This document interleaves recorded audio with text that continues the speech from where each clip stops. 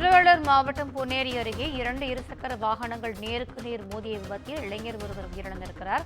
அண்மை தகவலாக பார்த்துக் கொண்டிருக்கிறோம். கூடுதல் விவரங்களை எமது செய்தியாளர் சுதாகர் கேட்கலாம். வணக்கம் சுதாகர், இந்த விபத்து குறித்தான கூடுதல் விவரங்கள்.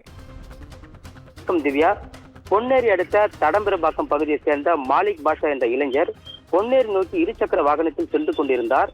அப்போது திருவேங்கடபுரம் பகுதியில் இருந்து எதிர் திசையில் வந்த இருசக்கர வாகனம் ஒன்று திடீரென சாலையில் திரும்பியதால் இந்த 2 இருசக்கர வாகனங்களும் நேருக்கு நேர் மோதி பயங்கரமாக மோதி கொண்டிருக்கிறது. இதில் இருசக்கர வாகனங்களில் பயணித்த 3 பேரும் தூக்கி வீசப்பட்டு பலத்த காயம் அடைந்திருக்கிறார்கள். இதனை அடுத்து அங்கு இருந்த பொதுமக்கள் அவர்களை மீட்டு பொன்னேரி அரசு மருத்துவமனைக்கு சிகிச்சைக்காக அனுப்பி வைத்திருக்கிறார்கள். பின்னர் முதலுதவி சிகிச்சை அளிக்கப்பட்டு பின்னர் அவர்கள் மூவரும் மேல் சிகிச்சைக்காக சென்னை அரசு மருத்துவமனைக்கு அனுப்பி வைக்கப்பட்டனர்.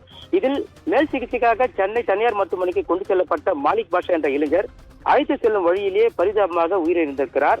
மேலும் இந்த விபத்தில் படுகாயமடைந்த யுவராஜ் மற்றும் பாலச்சந்தர் ஆகிய இருவரும் ஸ்டான்லி அரசு மருத்துவமனையில் அனுமதிக்கப்பட்டு அங்கு அவர்களுக்கு சிகிச்சை பெற்று வருகின்றனர். செங்குண்டு போக்குவரத்து போலீசார் வழக்கு பதிவு செய்து தற்போது விசாரணையானது மேற்கொண்டு வருகின்றனர். இந்த விபத்தில் உயிரிழந்த மாலிக் பாஷா சடலத்தை கைப்பற்றி பிரேத பரிசோதனைக்காக கீழ்ப்பாக்க அரசு மருத்துவமனைக்கு அனுப்பி வைக்கப்பட்டிருக்கிறார்கள். இதனிடையே இந்த விபத்து தொடர்பான நெஞ்சை பதைக்க வைக்கும் அதிர்ச்சி தரமான சிசிடிவி காட்சிகள் வெளியாகி பரபரப்பை ஏற்படுத்தியிருக்கிறது.